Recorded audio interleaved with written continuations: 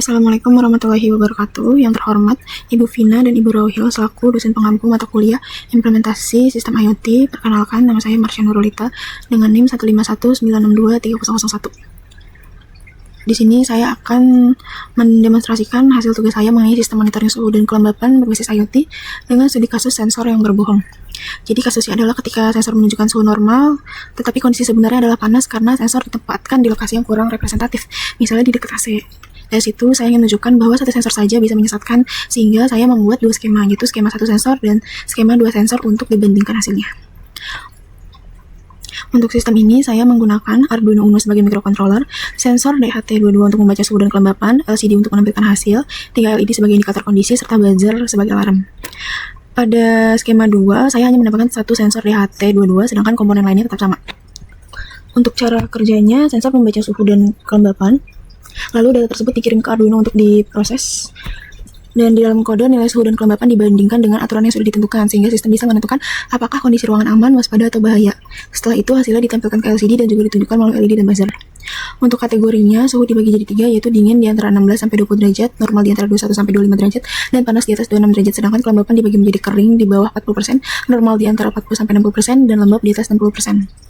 Dari pembagian tersebut, ada 9 kombinasi aturan antara suhu dan kelembapan. Secara umum, jika suhu berada di kondisi normal dan kelembapan juga normal, maka sistem akan memberikan status aman.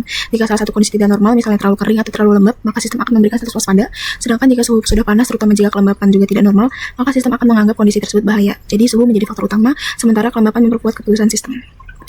Selanjutnya pada skema pertama ini, sistem hanya pakai satu sensor. Untuk pengujian, saya menggunakan 3 kondisi. Nah, untuk di sini suhunya ini ada 18,6 derajat dan kelembapan ini 55%, dan ini termasuk kondisi normal sehingga sistem menghasilkan status aman dan LED hijau menyala. Lalu saya set suhunya misalkan di 24 derajat dan kelembapannya di 70%. Nah, di sini suhu masih normal tapi kelembapannya tinggi sehingga sistem memberikan status waspada dan LED kuning menyala. Selanjutnya saya set lagi untuk suhu 28 derajat. Lalu kelembapannya tetap di 70%. Nah, karena suhu sudah panas dan kelembapan juga tinggi, sistem memberikan status bahaya dengan LED merah menyala dan buzzernya juga aktif. Nah, dari skema pertama ini bisa dilihat bahwa sistem hanya membaca satu titik saja. Jadi jika sensor ditempatkan di lokasi yang tidak tepat, maka hasil yang diperoleh bisa menyesatkan dan tidak mewakili kondisi ruangan secara keseluruhan. Untuk mengatasi masalah tersebut, saya membuat skema kedua dengan menambahkan satu sensor lagi. Jadi sekarang sistem membaca 2 titik, misalnya satu di dekat AC dan satu lagi di dekat server. Pada skema ini, sistem tidak langsung mengambil keputusan dari satu sensor saja, tapi menghitung rata-rata suhu untuk melihat kondisi umum dan selisih suhu untuk melihat apakah terdapat perbedaan titik. Jika selisih kecil, berarti kondisi ruangan merata. Jika selisih besar, berarti ada perbedaan kondisi dalam ruangan. Untuk yang tes pertama ini, saya set sensor pertama dengan suhu 23 derajat dan kelembapan sekitar 50%. Lalu sensor keduanya dengan suhu 24 derajat dan kelembapannya 52%.